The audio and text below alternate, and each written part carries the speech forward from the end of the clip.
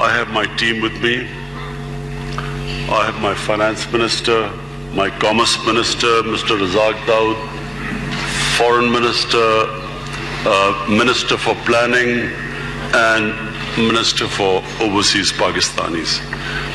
And the reason I have brought my team is because we feel,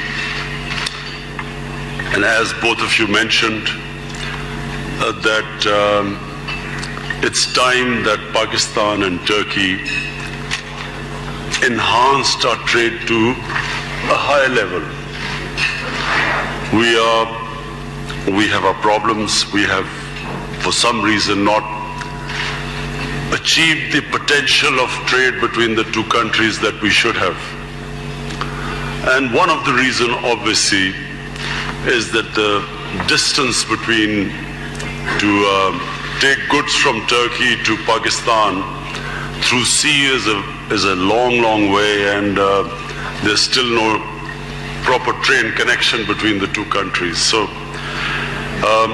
this issue, I think, in coming years will be sorted out because of a huge development taking place in Pakistan, which is the BRT, the Chinese Belt and Road Initiative, which is connecting those parts of the world which were not connected before.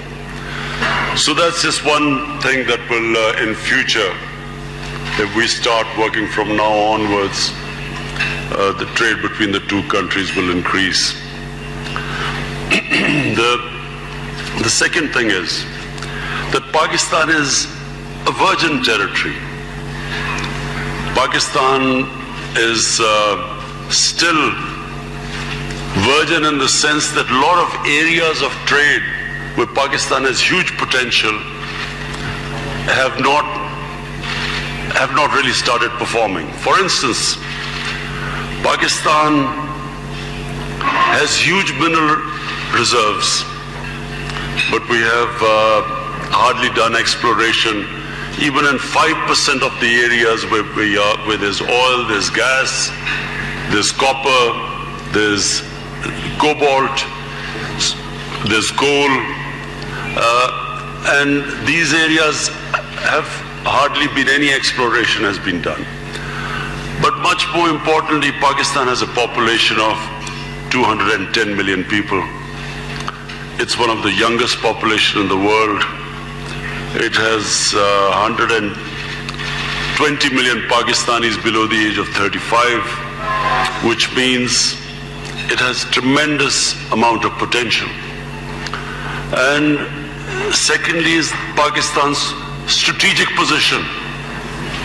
It is connected to two of the world's biggest markets, China and India. And hence, Pakistan is on the verge. We are fixing our governance system. What we are trying to do is make it easier for businesses to work. The ease of doing business and cost of doing business, as we speak, we are trying to bring them down. So for businesses from Turkey, we will make it much easier. Already you mentioned that various investors here I've met are already working in Pakistan. But I want to assure you that this government, its main aim is going to be to make it easy for investors. Cut out the red tape, make it easier, allow people to make money, make profits, and create wealth in the country. When you have trade, when you have investment, wealth is created. We desperately need, we have a young population which needs employment. So investment will lead to employment for us and create wealth. Pakistan is embarking on the next 5 years of building 5 million houses, affordable houses. It's a huge project. So your construction companies are welcome. We have, as I said, my team is here to answer questions. That's a huge initiative taken by Pakistan. Then we have, along with China, we are developing special economic zones along the BRT, the Belt and Road Initiative.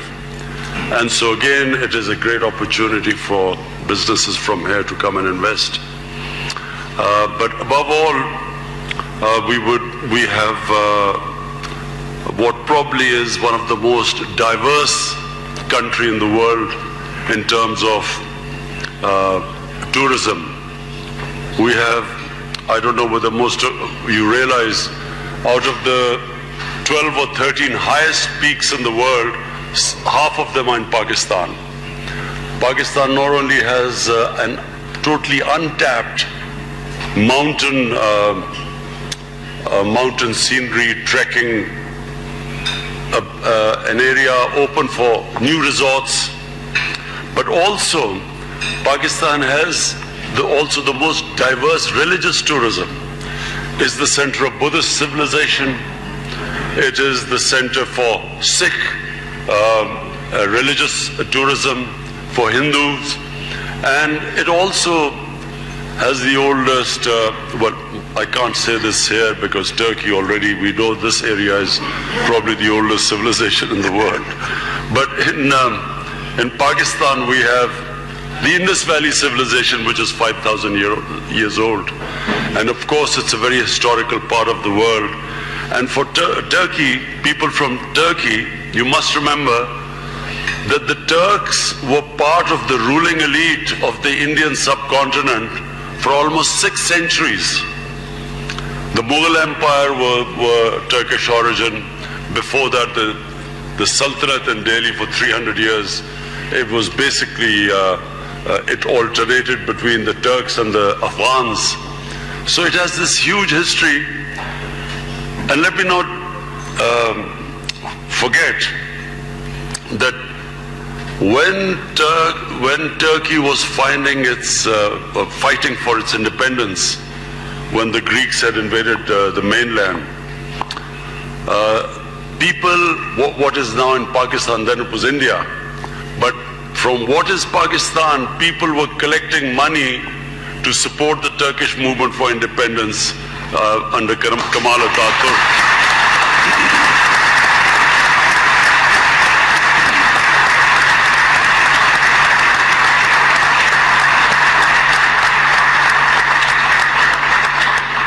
So I look forward to your questions. I have my team here. You can ask questions. They can answer more specifically questions about various areas, about trade, about the measures which we've taken to open up our economy. So I look forward to your questions. Thank you.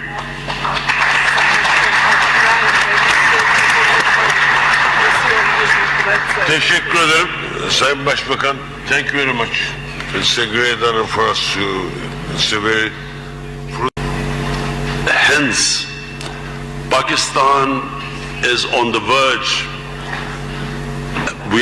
We are fixing our governance system. What we are trying to do is make it easier for businesses to work. The ease of doing business and cost of doing business. As we speak, we are trying to bring them down. So for businesses from Turkey, we will make it much easier. Already you've mentioned that various investors here I've met are already working in Pakistan. But I want to assure you that this government, its main aim is going to be to make it easy for investors. Cut out the red tape, make it easier, allow people to make money, make profits, and create wealth in the country.